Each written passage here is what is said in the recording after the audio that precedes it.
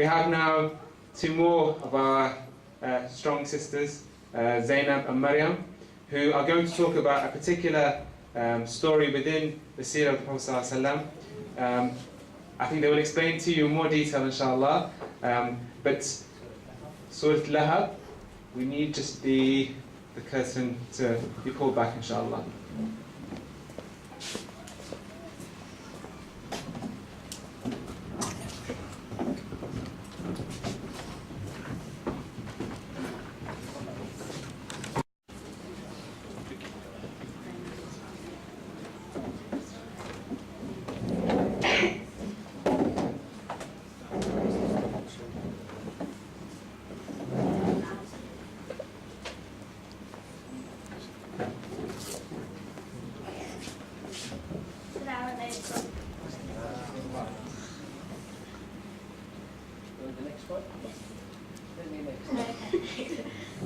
We're going to do some about Surah Lahab. I'm just going to read out.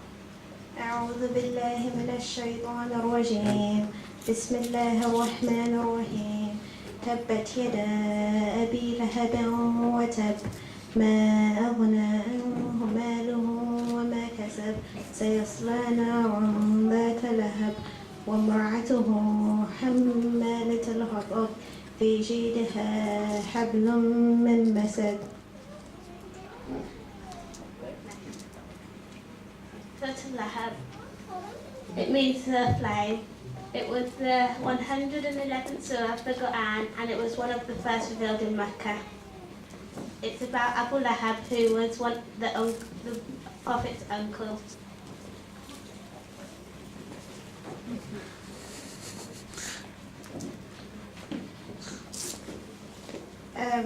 The revelation of the surah.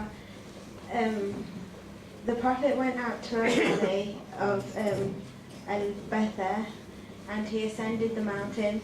He then cried out, "O people, come at once." The Quraysh soon gathered around him before he said, "If I told you all that the enemy was going to attack you in the morning or in the evening, would you believe me?" They replied, "Yes." So he did. "Verily, I am a warner sent to you all before the coming of a severe torment." Then Abu Lahab said, "Have you gathered us for this? May you perish." Thus Allah revealed.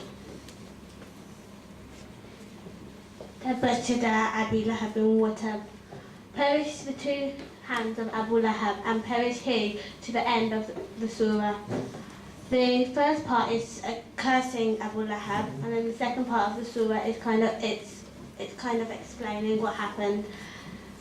A man recorded that he said, the Prophet said, "O people, say there is no God worthy of worship except Allah, and you will be successful." The people were gathered around him, and behind him there was a man with a bright face. Someone asked, "Who is this man?" as he was cursing the Prophet, and someone then said, "This is Abu Lahab." It has been mentioned from a hadith that when the messenger of Allah called his people to the faith, Abu Lahab said, "Even what if my nephew says is true, I will save myself from the painful torment of the day of judgment with my wealth and my children." Thus Allah revealed, "Ma aghna anhu maluhu wa ma kasab." His wealth and his children will not benefit him. Then Allah revealed, Allah says, فَيَصْلَى نَارًا ذَاتَ لَهَبٍ. He will enter a fire full of flames, meaning it has flames, evil and severe burning. Allah also says, وَامْرَأَتُهُ حَمَّالَةَ الْحَطَبِ. And his wife too, who carries wood. His wife was among the leading women of Quraysh, and she was known as Jamil. Her real name was Arwa, but bint Harb bin Umayyah, and she was a sister of Abu Sufyan. She was supportive of her husband in his disbelief, rejection and obstinacy. Therefore, she will be helping to administer his punishment in the fire of hell on the Day of Judgment. Thus Allah revealed, في جيدها حبل من مسد, who carries wood. In her neck is a twisted rope of hand, masad, meaning she will carry the firewood and throw it upon herself to increase that which he is of, and she will also be ready and prepared to do so.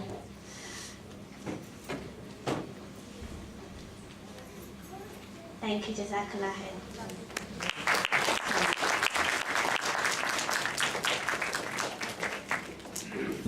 Jazakallah khairan.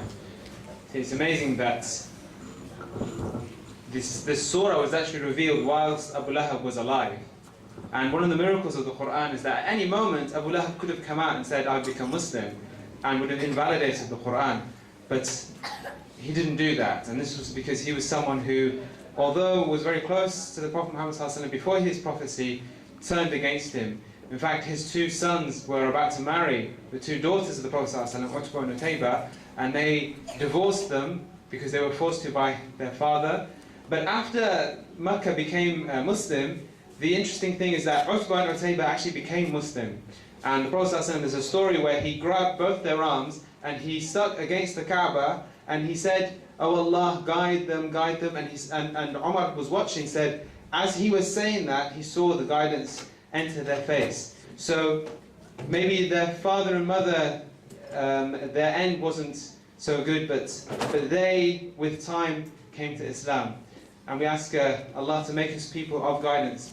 Ameen. Jazakallah khairan to Zainab and Maryam for a very good explanation of the surah, but then also a very good tajweed recitation of the Qur'an. So may Allah make you of people who are hafiz al-Qur'an, who memorize the whole Qur'an, and that's not difficult, inshallah.